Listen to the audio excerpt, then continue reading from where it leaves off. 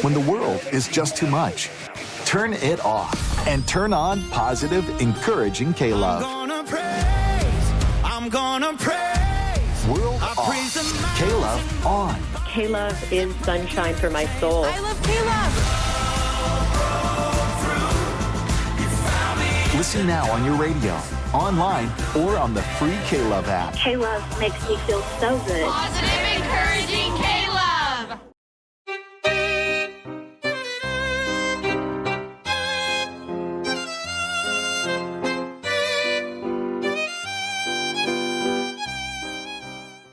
Welcome to the History of the Papacy podcast, a podcast about the history of the popes of Rome and Christian Church. Prepare yourself to step behind the ropes and leave the official tour of the story of the popes and Christianity. I'm your host, Steve Guerra, and I thank you for joining me on this journey. You can find show notes, how to contact me, sign up for our mailing list, and how to support the History of the Papacy by going to our website, a2zhistorypage.com. Two great ways to support the History of the Papacy are leaving your ratings and reviews on Apple Podcasts or your podcatcher of choice. And another really great way to support the History of the Papacy is by going and joining us on Patreon at patreon.com/History of the Papacy. Your support on Patreon goes a long, long way to help keep the History of the Papacy sustainable for a long time in the future. There are 4 tiers of support on Patreon: Antioch, Alexandria, Constantinople, and Rome. Each of these tiers represents one of the traditional patriarchates of early Christianity. There are many great benefits to you for supporting the show on Patreon. You will receive early and advertisement-free content, bonus episodes, monthly book drawings, and most importantly, you will be included on the History of the Papacy diptychs. In traditional Christianity, the diptychs are the lists of bishops commemorated in order of their precedence. The sooner you sign up on Patreon, the higher you'll be on the lists of the History of the Papacy patrons. Now let us commemorate the Patreon patrons on the History of the Papacy diptychs. We have Roberto, Joran, William B., Brian, Jeffrey, Christina, John, Sarah, William H., Augustus, and Judy. At the Alexandria level, we have Dapo, Paul, Justin, Lana, John, and Steve, all of whom are magnificent at Constantinople and reaching that ultimate power and prestige, that of the See of Rome. We have Peter the Great, Leonard the Great, Alex the Great, and Amma the Great. With that, I hope you enjoy this next piece of the mosaic of the history of the popes of Rome and Christian Church. In this series, we've talked about a great number of isms. Not all isms are the same. In the religious realm, we talk about Josephism, Febronianism, Ultramontanism, and Gallicanism. Each of these represents different sides of the push and pull between the power of the Pope in Rome versus the power of the local bishops and synods in individual nations and regions. Gallicans wanted more power in religious decision-making in the hands of the bishops and councils, specifically of France. Usually, the localists wanted a stronger connection between the secular power and the local religious authority. Febronianism and Josephism wanted something similar in their own localities. Another big ism Pius IX was really concerned with during his papacy was the rise of modernism. Modernism plays a big role in this entire series. Remember old Gregory XVI? He was against democracy, democratic institutions, infrastructure building. He was even against building railroads. Modernism involved all aspects of what you might say modernity was in what we call the modern period. I've just used the term modern to define modernity, but give me a second to explain modernity further. Modernity is really the institutions and ideas that built up since the end of the Middle Ages. I just opened a whole new can of worms here, So what is the end of the Middle Ages? My idea for this whole series is that the Middle Ages didn't end for the papacy until 1878. I'm sticking with it, and it fits. Some scholars say the Middle Ages ended with the fall of Constantinople in 1453. Maybe. You could argue that something really changed after the Black Death and the High Middle Ages in the early 14th century. All right. A good case could be made for the beginning of the Age of Discovery in the late 15th century, 1400s. I'm no scholar, so I'm not going to wade into all the pros and cons of each. I will say that in the context of this series and this episode, the Age of Discovery and another, even a few years later, the Protestant Reformation could have marked the end of the Middle Ages in a secular term. More than that, these two events pushed Europe into the early modern period. The discovery and the exploitation of the wealth found in the New World, along with the upheaval in religious and political power caused by the Reformation, substantially changed the way Europeans looked at everything.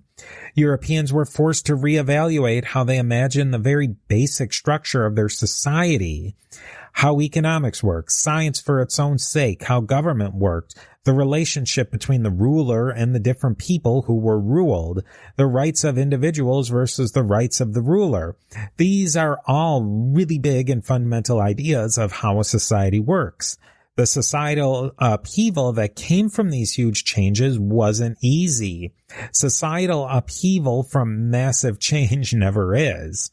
Through the 1500s and 1600s, there were massive, devastating wars in Europe. The 1700s brought on more wars, then the Enlightenment, then the Age of Revolutions. The Enlightenment spawned many different thoughts on how the economy should work. All of these ideas were seen as modernist. Modernism and modernists were seen to be rejecting Catholic orthodoxy and Catholic dogma. Instead of engaging in a vigorous debate with the modernists, many in the Catholic hierarchy just completely rejected all of these modern developments. Many Catholic clergy and scholars completely embraced every modern ideal as well, to the point of rejecting foundational principles of Christianity. Generally, though, the split between the modernists and the traditionalists broke between the anti-papal supremacists and the ultramontanists. Two big ideas on economics that came out of this period were called socialism and capitalism. Out of socialism, another ideology developed called communism. Capitalism, socialism, and communism are all modernism, according to the popes of the 19th century. The idea today is to build a little background on all of these economic systems the popes like Pius the IX, Gregory the 16th, etc., so greatly disliked, and what the Catholic Church thought would work best economically. Now let's go back to the economy of the Middle Ages, and I'll give you a very brief overview. See the last episode where I had a discussion a few years back with economist and historian Dr. Phil Magness on medieval and early modern theologians who also doubled as economists. It's really interesting, and I think it'll help us understand a little bit more and think a little bit more about these issues. You really can't call people back in these days in the Middle Ages either capitalist or socialist. Things just didn't work that way. These concepts weren't even invented. There were some aspects of central planning, some of laissez-faire. Property and land was king, literally. Europe had a serious lack of precious metals, such as gold and silver, so it really limited the amount of physical coinage that could be made, so it caused a liquidity crisis, you might call it. And that problem really set back European economics and the economy of Europe for a long time. All that changed with the age of exploration, though. Tons, I mean literally tons of precious metal flowed into Europe, and it caused runaway inflation. Steve here. We are a member of the Parthenon Podcast Network, featuring great shows like James Early's Key Battles of American History podcast and many other great shows. Go over to parthenonpodcast.com to learn more. And here is a quick word from our sponsors.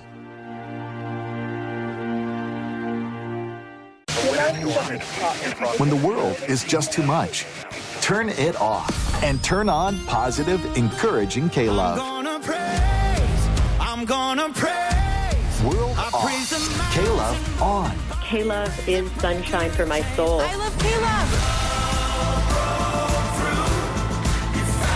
Listen now on your radio, online, or on the free K-Love app. K-Love makes me feel so good. Positive, encouraging K-Love. Hi, everyone. If you've been injured in an accident that was not your fault, listen up. We have legal professionals standing by to answer your questions for free. Call now and find out if you have a case and how much it's potentially worth. Call 800-910-7500. I'm here with spokesman John Wolf. So, John, tell everyone listening who should call right now. Well, Maria, first off, thank you for having me here. It's always nice to answer the listeners' questions. Now, as far as who should call in, anyone who's been injured in an accident and think you deserve compensation, give us a call right now. 800-910-7500. You'll find out if you have a case and how much it's potentially worth. Thanks, John. You heard it, folks. Take advantage of this opportunity and call now. 800-910-7500. Advertisement sponsored by Legal Help Center. May not be available in all states. Not available in California. Trade was limited by that lack of coinage, and that problem got fixed with the discovery of vast amounts of wealth, and you might say exploitation of that wealth from the New World. Agriculture was always an extremely important industry, and most people lived really close to the land. There was guilds or trade associations, you might call them, that controlled key industries. Feudalism, where people owe certain aspects of their production or labor to other people based on other relationships, and there's a whole complicated web of obligations. As serfdom is one part, slavery was another part, but in Europe, slavery, especially by the time right before the Age of Exploration, slavery was very uncommon in Europe. Banking systems started off simple, but really steadily developed. You have the Templars. See some of the episodes that I did earlier on medieval banking in the church if you want to learn more about this. But Europe, maybe due to that lack of coinage, really started to develop sophisticated banking systems really early on, even going back to the Romans. By the 1700s, economics and thinking about how production, development, the movements of goods, services, and money, it became a big thing for the scholars of the time. Let's take a look at two big currents of economic thought, capitalism and socialism. Then we can see how the church had issues with both of them. Let's start with capitalism, because socialism really developed as a critique of capitalism, even though it developed really quickly after capitalism was really first defined. And the big guy that we talk about is Adam Smith, who wrote The Wealth of Nations, really the Bible of capitalism, all the way back in 1776, a kind of a pretty monumental year if you think about it. Here's some of the key features of capitalism: private property, freedom of association and interest of the individual. Wage labor is a big part. Workers sell their labor in return for pay and some sort of value. Individuals can use their excess value or capital to invest, produce, or consume as they choose. It all really boils down to personal and individual choice. Markets, where individuals mutually determine the prices of goods or services, is a key component, and markets are a competitive place. In this whole system, government has limited control over individual choices and how individuals interact with each other. Capitalism can have differing degrees of coordination between the actors, unions, trade associations, government regulations. You can have from a lot of these to a very little amount of these and still be in the capitalist framework. The market is based on information, wants, needs, and the information of the individual participants. And this can be very complicated. And the purpose is competition drives prices either higher or lower, as well as the supply of certain goods and the demand of certain goods, supply and demand. Generally speaking, capitalism is a system doesn't mind much with the social or moral costs of a transaction. And let me give you some examples and maybe think about these. And I would love to hear what you think about these examples. I kind of picked ones that would be a little controversial because I wanted to stimulate a little bit of conversation because I think it's pretty interesting to think about. One example, I have an old TV. My neighbor wants an old TV. I want a certain amount of money for it. He wants to pay a certain amount for that TV. We come to a mutually acceptable price. Win-win. He gets a TV.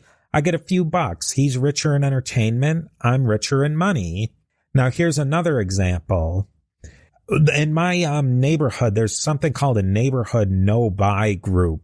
I have an old TV. This is an actual thing that happened. I had an old TV and I gave a lady the TV for free. So she benefited because she got my old TV. I benefited because I didn't have to deal with haggling for 3 days with the old guy next door over Facebook Messenger about selling the TV. And when are you going to pick it up? Oh, I can't pick it up until 3 Thursdays from now. Or I don't have to figure out how to throw the thing out because I've been on the phone with the city for 3 days on trying to find out how to throw away a TV. The lady gets my TV and I've gotten rid of the TV that I don't want. It's a win-win. You could say I'm poorer a TV and out of the money, you could also say, I feel good about giving that lady a TV and I don't have to deal with it cluttering up my bedroom anymore. A third example, in the United States at the time of this recording, there's a huge supply shortage of baby formula. If a baby's on formula, it needs that formula to survive. This is obviously a critical good for parents. Now, let's say I have an excess of baby formula. I don't know. Say I drive all around the town and buy up formula. I've spent my time and gas money buying up as many cans of formula as I can. Now, mind you, I don't have a baby. I go home to my hometown where there is no formula. I've gone to the town next door that has a relative surplus of the formula, but my town has none.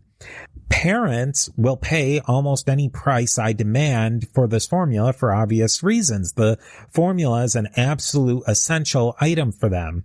On the surface, it's a win-win. I'm well compensated for my time gathering up this precious resource. The parents are happy because despite the steep, maybe even extreme cost, they have paid for that. They've received an invaluable resource. Now, this is all a hypothetical. I wouldn't go around doing this. But this is a way more morally ambiguous example. The market cleared. I got what I wanted. The parents got what they wanted. But was selling this life or death item at an extreme price morally correct? Should I have given them a better price because of their extreme need? There's a ton of questions that come from this. And if you really think about it, the answer isn't as easy as you think. Was this situation that I described morally correct? Now, let me give you one more example. A person is having a really hard time financially. They desperately need money to get through to their next paycheck. Someone offers them a loan, but at an interest rate of 50% for that week. The person is in need of their loan, gets the money they need, and the person loaning the money gets a large return on their loan. The use of money over time, loans, interest, usury complicates these transactions even more because it's not even a physical good at this point. It could just be numbers on a computer ledger. But really, the point is, in each of these examples, the market worked based on the information that each participant had. But was the best outcome for the individual involved achieved? And what about the the outcome? Was it the best for society as a whole?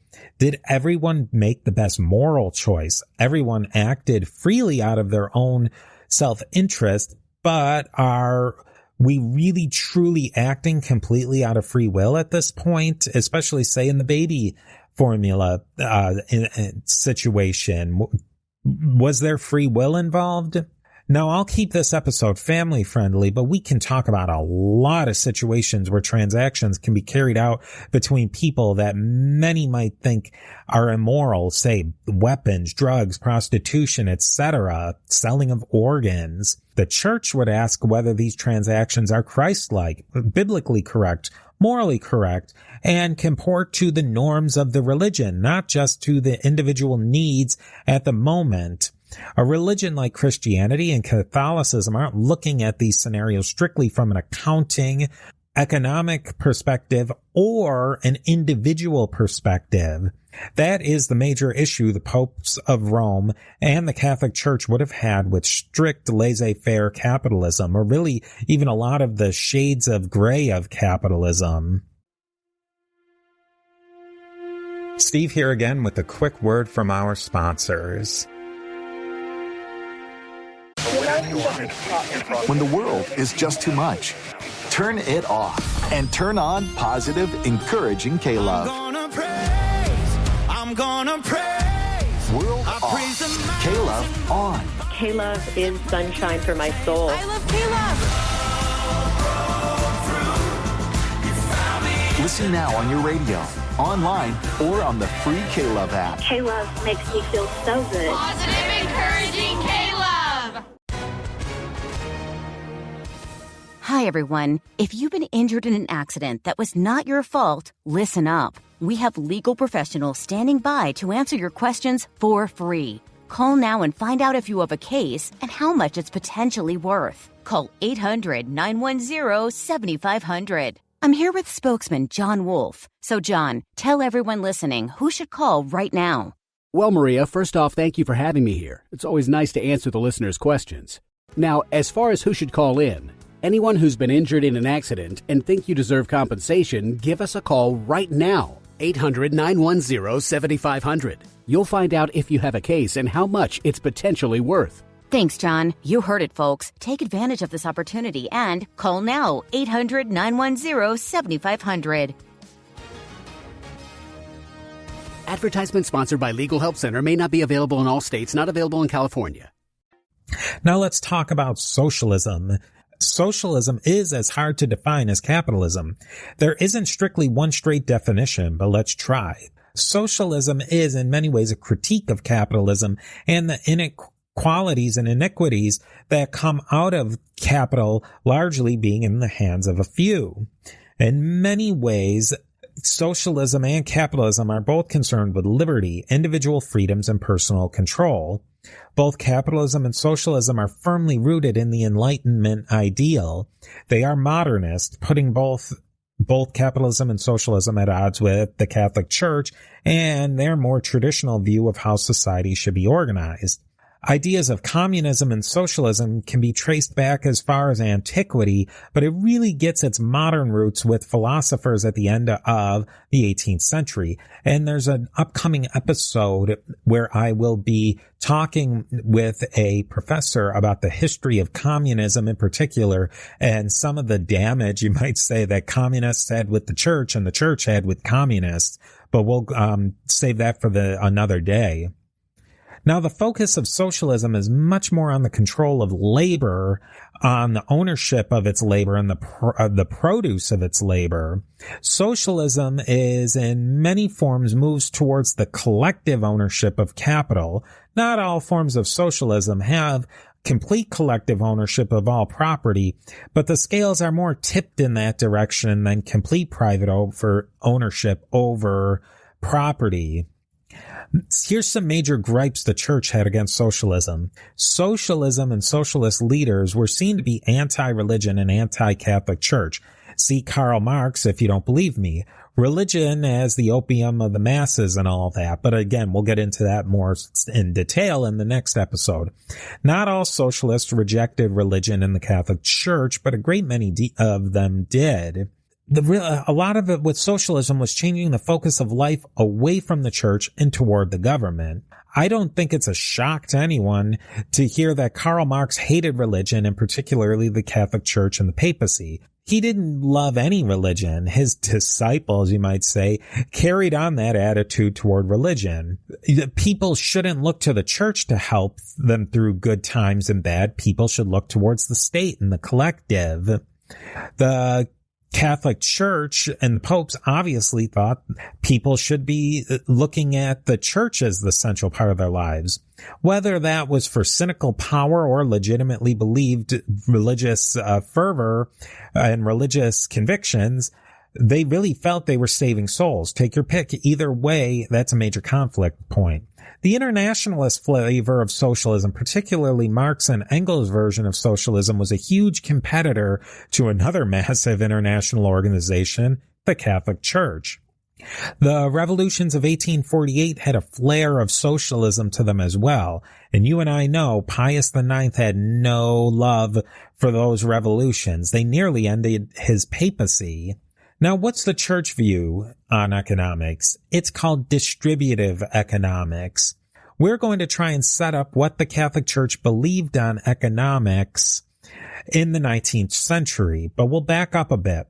But we're not going to go back to the biblical or Old Testament, New Testament views on economic matters. Those views, particularly the Bible quotations and thoughts from the early church fathers, informed and were sometimes in contradiction to what was going on in the 19th century. But we could look at someone like St. John Chrysostom all the way back in the 300s AD. He preached that everyone should sell all their goods and live communally as Christians. John Chrysostom didn't preach that lifestyle should be compelled, though. This is essentially the monastic lifestyle, but the church knows that lifestyle isn't for everyone. Really, the church had built up a top-down belief in economics and society. The Pope was on top of everything, and everything derived from there. It's called Caesaropapism. The Pope was both religious leader and Caesar or secular leader. Caesaropapism is often tossed around as a pejorative for other bishops too. Caesaropapism really is an appropriate name for what was going on in the papal states in the 19th century and for centuries before. If we look at two papal encyclicals, Rerum Novarum and Quadragesimo Anno, we get a clear look at what the Catholic Church believed on economics. Both of these encyclicals are after the death of Pius IX, but they captured the belief of that era. They speak of free will, the right of employers and employees to freely associate. Rerum Novarum gets us closer to the beliefs of Pius IX. Drafts began during his pontificate, and it was published only 13 years after his death in 1891. We know from the Syllabus of Errors Pius IX despised socialism and communism. In Rerum Novarum, we get a very succinct wrap-up of Catholic economic and social teaching. For church economics and social wrapped up into one package is the deal. Generally, free markets, free association of capital and labor should be supported, but the free market is not an absolute. People should be concerned with the needs of other people. In transactions, one party shouldn't exploit another. Let's look at this quote from Rerum Novarum. Quote, "Rightly, therefore, the human race as a whole, moved in no wise by the dissenting opinions of a few, and observing nature carefully, has found in the law of nature itself the basis of the distribution of goods, and by the practice of all ages has consecrated private possession as something best adapted to man's nature and to peaceful and tranquil living together. Now civil laws, which, when just, derive their power from the natural law itself, confirm, and even by the use of force, protect this right of which we speak. And this same right has been sanctioned by the authority of the divine law, which forbids us most strictly even to desire what belongs to another. Thou shalt not covet thy neighbor's wife, nor his house, nor his field, nor his maid servant, nor his ox, nor his ass, nor anything that is his." End quote. Clear support for private property here. But here's a quote with a little different perspective from Rerum Novarum. Quote, The following duties, on the other hand, concern rich men and employers. Workers are not to be treated as slaves. Justice demands that the dignity of human personality be respected in them, ennobled as it has been through what we call the Christian character. If we hearken to natural reason and to Christian philosophy, gainful occupations are not a mark of shame to a man, but rather of respect, as they provide him with an honorable means of supporting life. It is shameful and inhuman, however, to use men as things for gain and to put no more value on them than what they are worth in muscle and energy. If one tries to observe Catholic or church view on economics strictly from the dichotomy of capitalist, socialist, they miss the big point. These are elements of both socialism and capitalism, but neither of them address the key elements of church teaching on economics. All participants in an economy are responsible for each other and to God. That's the key difference. The focus is switched from the individual or the state or the collective to the community of the church, and ultimately to the Pope and to God. This episode is a really high overview, but I think you can see why Pius IX had such problems with economic aspects of modernity. The modernists were speaking a completely different language than the Catholic Church. They didn't understand a real fundamental aspect of each other's ideologies, the church and the modernists. And that misunderstanding caused a great deal of problems for Pius and popes down the road. But that will be a topic for another episode, and I thank you for joining me, and I will talk to you next time.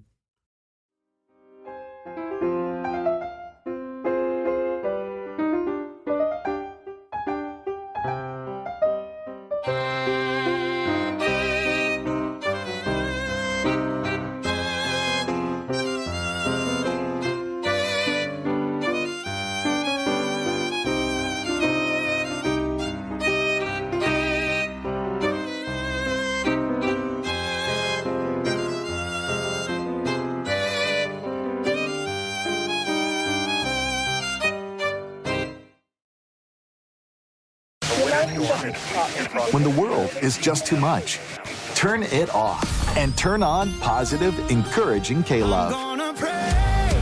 I'm gonna praise. World off, K-Love on. K-Love is sunshine for my soul. I love K-Love. Listen now on your radio, online, or on the free K-Love app. K-Love makes me feel so good. Positive, encouraging K-Love. The Historical Jesus Podcast is the sweeping saga of the life and times of Galilean Jesus of Nazareth, as well as the faith, religion, and church founded to honor and disseminate his acts and teachings. Join me, Mark Vinette, on this fascinating journey through time, exploring the many great works of Christian theology, literature, architecture, music, and art inspired by the words and deeds of Jesus Christ.